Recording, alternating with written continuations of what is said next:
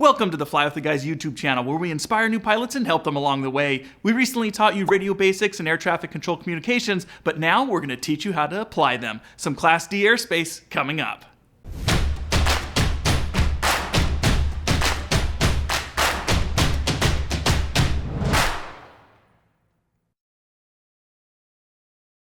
This video is brought to you by Plain English, one of the best ways to learn radio communications online or on your mobile device using their aviation radio simulator. Specializing in VFR and IFR communications, Plain English offers a fun, pressure-free way to get you ready to take control of the comms. More information in the description, and remember to use our code FWTG to get a discount on your subscription. This video is part of a series on talking to air traffic control. In this one, we're talking about flying in and out of Class D airspace, but videos on radio basics, mastering the radios, flying Class C and B airspace, and how to read the airspace around you can be found down in the description.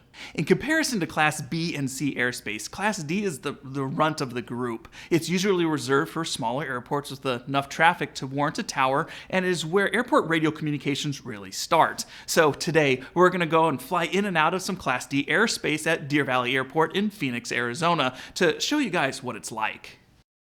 Now, real quick, I'm going to run down a list of things you should know about Class D airspace before we jump into the flight. And for more detailed information on airspace, check out our super cool video on it where we used Minecraft to show you what it actually looks like. Link down in the description for that. So Class D airspace is generally from the surface to 2,500 feet above the airport elevation and extends to 5 miles horizontally. Equipment-wise, you'll just need a two-way radio, and to enter, you need to establish communication with the control tower, which means they have to respond to you with your call sign before you enter their airspace. Anyways, let's get into that flying. I'm going to pretend that I'm stopping for gas to be consistent with the other videos that we're making, but we'll join up 10 miles north of the airport just after I got the ATC report where I'm about to make my first call to Deer Valley Tower. 2.18, altimeter 2988. Deer Valley Tower, Cessna 75600 over the shooting range, inbound, requesting full stop with information echo. 75600, Deer Valley Tower, left base for runway 7 left. Left base, runway 7 left, 600. So 10 miles is about where air traffic control wants me to make that initial call. This is perfect for them because any further out could cause them additional workload, giving me traffic warnings, and any closer may not give them enough time to work me in if things are busy. Now on that call, I gave them what they needed to know to find me on their screen. The shooting range is a common reporting point at my airport, and you can use common reporting points if you know them at yours, but I could have just as easily said 10 miles north or use a reporting point on the sectional. But what's important during this communication is that they responded to me with my call sign. 75600, Deer Valley Tower, left base for runway 7 left. This acknowledgement establishes two-way communication with the tower, which is required to enter the airspace. With it, I'm free to enter unless they specifically tell me to remain outside of it. Now, when they responded, they also gave me what I needed to know to land, that being the traffic pattern and which runway to use. But because they didn't clear me to land, I'm expecting updated information as I get closer to the airport, which could include on how to join the pattern, traffic warnings, or even clearance to land, which is actually what I got. 600, runway 7 left, clear to land. Clear to land, runway 7 left, 600. After confirming that clearance to land, I shouldn't hear from ATC unless they need to update me on traffic or extend my downwind for sequencing. But after that landing, they should pop on and tell me where I need to exit the runway and to contact ground control. 600, left there at Alpha 6 and contact ground control 121.8. Have a good one. Thank you, turn right Alpha 6. Have a great day, 600. Now, if you're flying into a controlled field, realize that tower controls the airspace and runways, and ground controls the taxiways and ground operations. So, after fully pulling off the runway, I needed to change over to ground control to get permission to taxi to the north hangars, which is where the self-serve fuel is. Deer Valley Ground, Cessna 75600, Alpha 6 requesting taxi to north hangars. 75600, Deer Valley Ground, taxi to north ramp via Alpha. Taxi to the north ramp via Alpha 600. With that, I'm done talking to air traffic control for my arrival, so I'll grab some fuel and head back out. Starting our departure is going to be just like the arrival by getting the ATC report.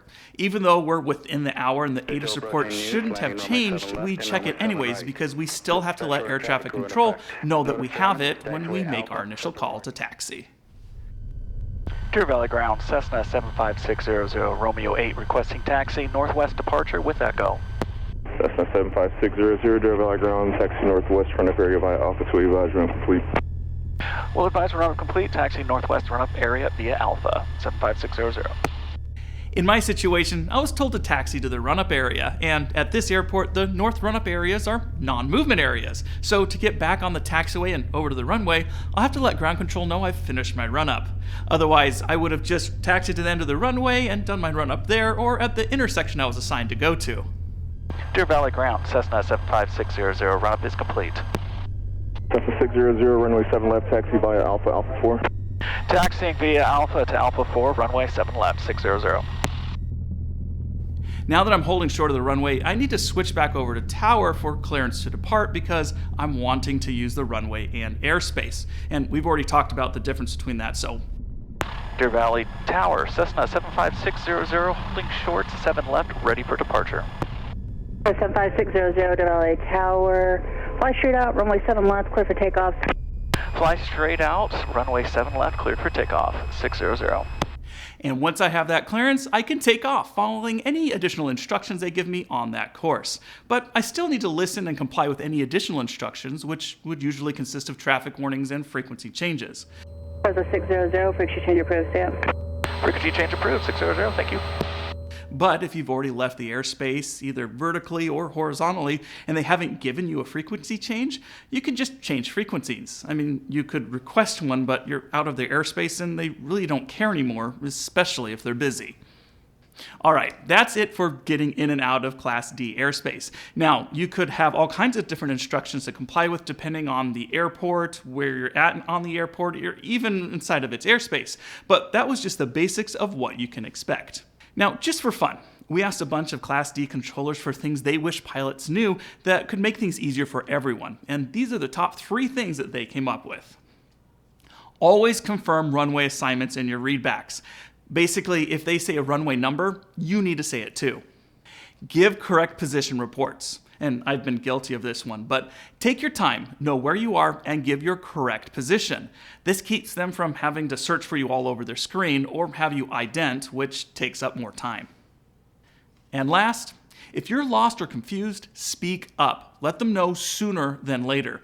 They would rather help you out now than write a report on it later. All right, guys, that's it. Now, there are going to be nuances at different airports for various reasons, and a great way to combat that is to check out the airport diagram and airport information before you land, and make sure you have that diagram handy after you touch down.